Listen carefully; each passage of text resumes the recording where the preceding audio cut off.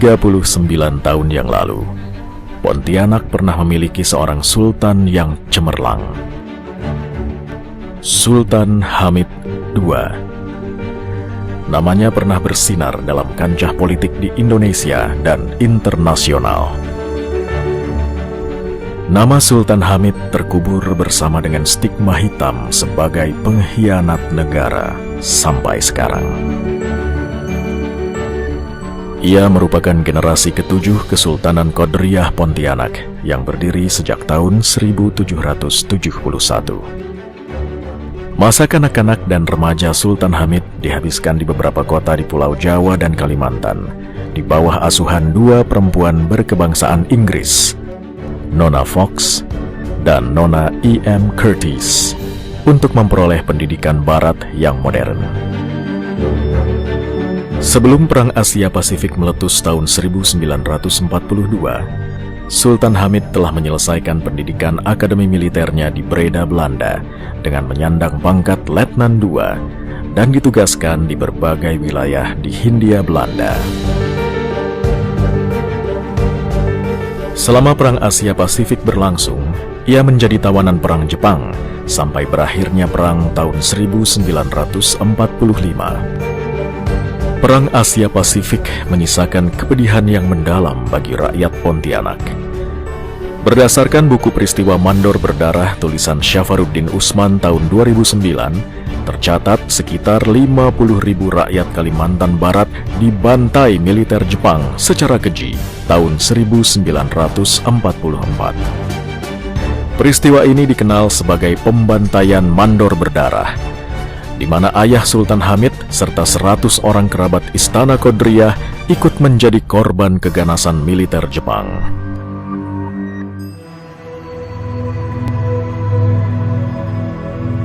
Akibat tragedi tersebut, Sultan Hamid yang tak berpeluang menjadi sultan dinobatkan menjadi Sultan Pontianak ke-7. Nama Sultan Hamid menjadi identik dengan Daerah Istimewa Kalimantan Barat atau DIKB yang terdiri dari 12 wilayah Swapraja dan 3 Neo Swapraja yang berdiri tanggal 12 Mei 1947. Mahendra Petrus, penulis buku Sejarah yang Hilang, menjelaskan fakta-fakta menarik sosok Sultan Hamid. Yang jelas Sultan Hamid itu ingin menjauhkan dari semua perbedaan-perbedaan. Dia sangat merangkul semua etnis. Ketika membentuk suatu negara Swapraja di Kalimantan, misalkan unsur-unsur Dayak, unsur-unsur etnis setempat, dia akomodasi semua dalam sebuah perwakilan misalnya, semacam Dewan Perwakilan lah. Unsur-unsur itu sangat begitu kuat ya. Semua unsur dia tampung.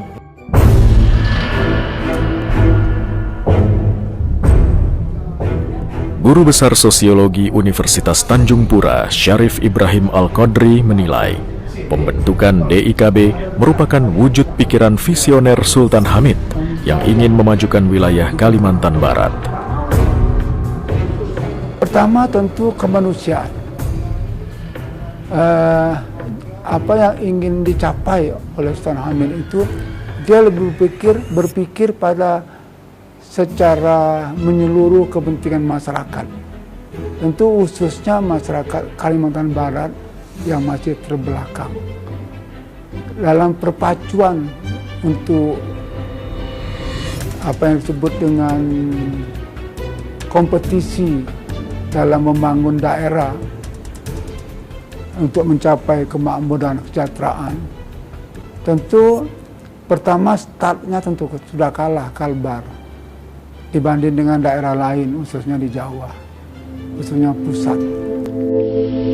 Pertama-tama, 1 tahun kemudian, Sultan Hamid membawa DIKB untuk ikut membentuk BFO atau Badan Permusyawaratan Negara-Negara Federal yang digagas oleh Ide Anak Agung Gede Agung selaku Kepala Negara Indonesia Timur.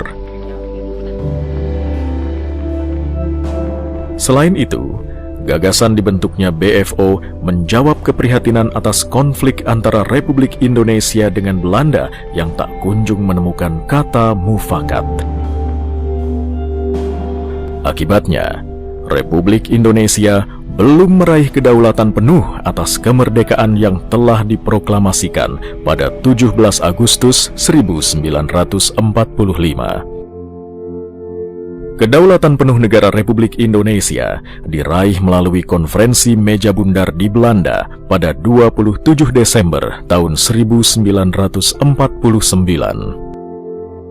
Keberhasilan tersebut tak lepas dari jasa BFO di bawah kepemimpinan Sultan Hamid sebagai diplomat yang ulung dan cakap di meja perundingan. Ya, pandangan-pandangan yang kita tahu tentu orang yang dikatakan Bapak Sultan Hamid adalah orang yang pro Belanda, ya. Tetapi apakah itu benar? Ya? Karena tingkat nasionalis Sultan Hamid juga sangat dikenal, ya. Dia memperjuangkan NKRI itu dengan konsep federalis dan masuk di dalam RIS itu sesungguhnya merupakan starting point kita untuk merdeka. Tanpa melalui RIS, tahapan itu mungkin kita hari ini mungkin bukan seperti ini, begitu ya. Republik Indonesia Serikat atau RIS bukan lahir atas gagasan pihak Belanda. RIS lahir sebagai hasil perundingan intensif pihak Republik Indonesia dengan negara-negara federal yang tergabung dalam BFO di Forum Konferensi Inter-Indonesia atau KOI yang diputuskan secara aklamasi di Jakarta pada 2 Agustus 1949. Buat sementara waktu konstitusi ini hanya oleh sebab tentang satu hal, berhubungan dengan masa. Pada 27 Desember 1949, Belanda menyerahkan kedaulatan kepada Republik Indonesia Serikat atau RIS sesuai kesepakatan Konferensi Meja Bundar.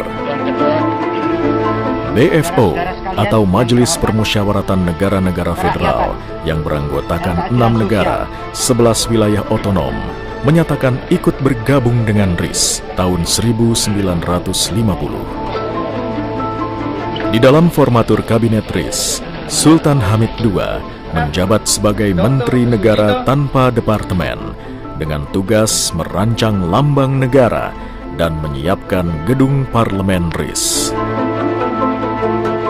Ansari Dimyati, Ketua Yayasan Sultan Hamid II, mengungkapkan kekecewaan Sultan Hamid atas jabatan yang diembannya. Nah, memang Sultan Hamid II memang menginginkan jabatan tersebut. Jadi sesuai dengan kompetensinya. Ya tidak seperti Hamengkubuwono IX ya, yang memang tidak memiliki kompetensinya di bidang pertahanan. Nah, kemudian setelah setelah itu Sultan Hamid II malah menjadi Menteri Negara Sonderportfolio di Kabinet RIS, Kabinet Perdana Menteri Muhammad Hatta. Nah, jabatan Menteri Negara Sonderportfolio ini adalah merupakan jabatan tanpa departemen, tanpa tugas khusus. Republik Indonesia Serikat baru saja berkibar. Karir politik Sultan Hamid II sedang bersinar. Namun secara mendadak, jabatan Menteri Negara justru dicopot. Pada 5 April 1950, pukul 4 dini hari, Sultan Hamid II ditangkap di kamar nomor 152 Hotel Des Indes Jakarta oleh Menteri Pertahanan Sri Sultan Hamengkubuwono IX. Sultan Hamid II dituduh menjadi dalang pemberontakan Angkatan Perang Ratu Adil atau APRA pimpinan Westerling di Bandung, Jawa Barat pada 23 Januari 1950. Pemberontakan tersebut menewaskan 83 personil divisi Siliwangi dan 4 orang sipil. Tuduhan lain subversif karena berniat membunuh 3 orang Dewan Menteri Kabinet RIS. Ansari Dimyati menilai keputusan Mahkamah Agung tidak objektif dalam memutus kasus Sultan Hamid II. Itu niat beliau untuk melakukan penyerangan. Nah, dalam delik percobaan melakukan makar ini, seharusnya niat seseorang itu yang kemudian beliau batalkan, itu tidak dapat dihukum secara pidana. Tidak ada yang dapat menghukum pidana seseorang yang mencoba untuk melakukan tindak pidana yang memang tidak ada peristiwa pidana apapun. Nah, tidak pada saat pada tanggal 24 Februari 1950 itu tidak ada tembak-menembak, tidak ada penyerangan, tidak ada body contact, dan tidak ada peristiwa pidana apapun. Pada 8 April 1953, Mahkamah Agung membebaskan Sultan Hamid II dari tuduhan primer yang terlibat dalam pemberontakan Westerling. Namun, mempersalahkan 3 tuntutan turunan subsidiar, yakni mempersiapkan kejahatan untuk memberontak sehingga dijatuhi hukuman 10 tahun penjara. Nah, lantas apa yang menyebabkan Sultan Hamid II ini tetap dipenjara selama 10 tahun, dipotong masa tahanan 3 tahun tersebut? Nah, ini akhirnya kami simpulkan ini merupakan suatu peradilan politik. Jadi ada kepentingan politik di sini, bukan berdasarkan atas hukum, tapi berdasarkan atas politik. Nah, hal tersebutlah kami, masyarakat Kalimantan Barat, menentang apa yang menjadi putusan hakim di Mahkamah Agung pada tahun 1953 tersebut. Keputusan Mahkamah Agung tahun 1953 dengan membebaskan Sultan Hamid II atas tuduhan terlibat dalam pemberontakan Westerling diperkuat oleh autobiografi Westerling yang berjudul Westerling de Enling yang diterbitkan tahun 1982. Tetapi dalam pegangan saya adalah autobiografi dari Westerling sendiri. Di dalam bukunya disebut The Enling, Westerling mengatakan, di antara saya dan Sultan Hamid sama sekali tidak ada satu pemikiran yang sama. Kita tidak saling menyetujui setiap hubungan-hubungan kami. Jadi kita boleh berkenalan, kita boleh berkomunikasi, tapi soal keputusan bahwa Sultan Hamid dikatakan melakukan pemberontakan itu juga tidak ada. Berdasarkan buku peristiwa Sultan Hamid II yang terbit tahun 1955, terungkap pledoi Sultan Hamid II di persidangan tahun 1953, adanya pertemuan 3 kali dengan Kapten Westerling yang berujung pada skenario penyerbuan sidang kabinet RIS untuk menembak mati 3 Dewan Menteri RIS, yaitu Menteri Pertahanan Sri Sultan Hamengkubuwono IX, Kepala Angkatan Perang APRIS Kolonel TB Simatupang, dan Sekretaris Jenderal Menteri Pertahanan Ali Budiarjo. Tindakan tersebut merupakan puncak kemarahan Sultan Hamid II atas situasi yang menekan jiwa dan pikirannya. Sebagai seorang loyalis RIS, ia melihat dengan terang pihak Republikan berupaya mengkhianati kesepakatan konferensi meja bundar dengan membubarkan RIS secara inkonstitusional. Masih berdasarkan buku peristiwa Sultan Hamid II tahun 1955, pemicu 2 peristiwa yang membuatnya kecewa, yaitu pengiriman diam-diam pasukan Angkatan Perang Republik Indonesia atau APRIS atas perintah Menteri Pertahanan Sri Sultan Hamengkubuwono IX ke Pontianak tanpa seizinnya selaku Kepala Daerah DIKB. Peristiwa kunjungan Sultan Hamid II ke Pontianak pada pertengahan bulan Januari disambut demo sekelompok orang yang menuntut pembubaran RIS. Sebagai seorang negarawan, Sultan Hamid II cepat menyadari sikap tak terpuji tersebut, sehingga membatalkan rencana penyerbuan tanpa menimbulkan pertumpahan darah, diiringi penyesalan seumur hidupnya. Persidangan tahun 1953 juga menguak fakta kesaksian Sri Sultan Hamengkubuwono IX yang bersandar pada kecurigaan terhadap Sultan Hamid II akibat perbedaan pendirian politik sebagai kaum Republikan. Padahal Sultan Hamid II kawan satu kelas Sri Sultan Hamengkubuwono IX di kelas B EELS di Yogyakarta. Lalu keduanya kembali bersua saat studi di negeri Kincir Angin. Sri Sultan Hamengkubuwono IX mengambil jurusan Indologi di Universitas Leiden, sedangkan Sultan Hamid II menempuh pendidikan di Akademi Militer di Breda.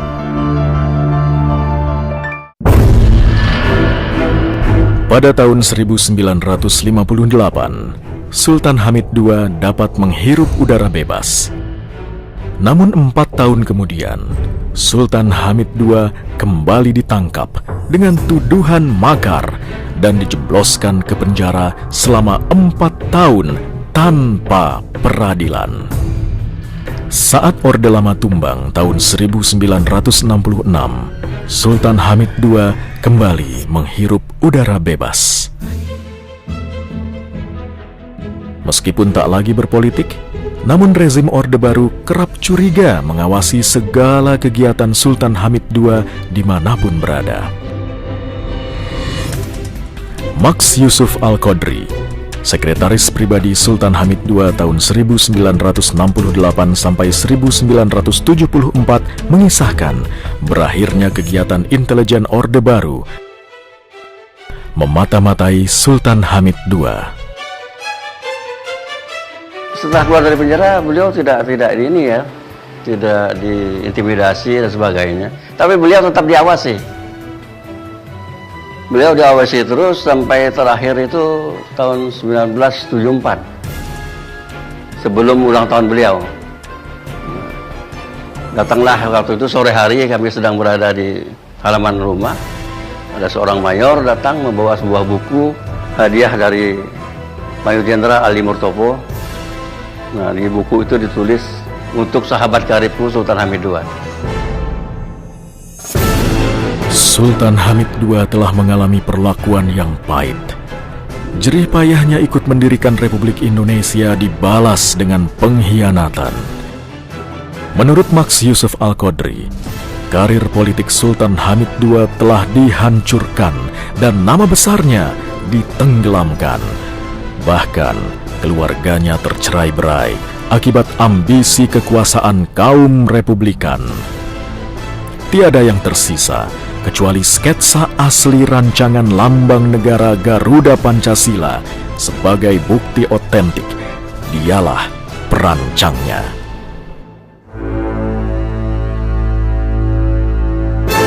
Waktu itu Sultan Hamid kan dipercaya sebagai koordinator daripada panitia lambang negara.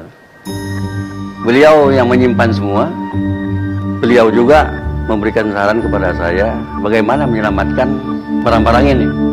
Jadi coretan-coretan beliau itu mulai dari awal sampai akhir, sehingga beliau juga minta bantuan seorang konsultan lambang negara. Lambang itu Sudarul itu dibayar cukup besar oleh beliau dengan uang pribadi, bukan uang dari gaji beliau.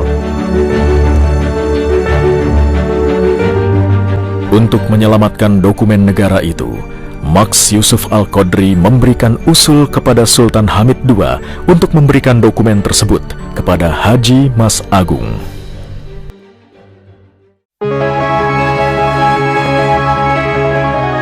Sultan Hamid II wafat dalam posisi bersujud melaksanakan sholat maghrib pada 30 Maret 1978 di Jakarta.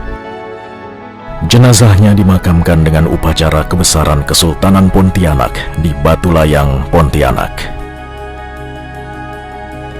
Namun, perjuangan untuk memulihkan namanya dan memperoleh pengakuan dari negara Indonesia sebagai pahlawan nasional terus dilakukan.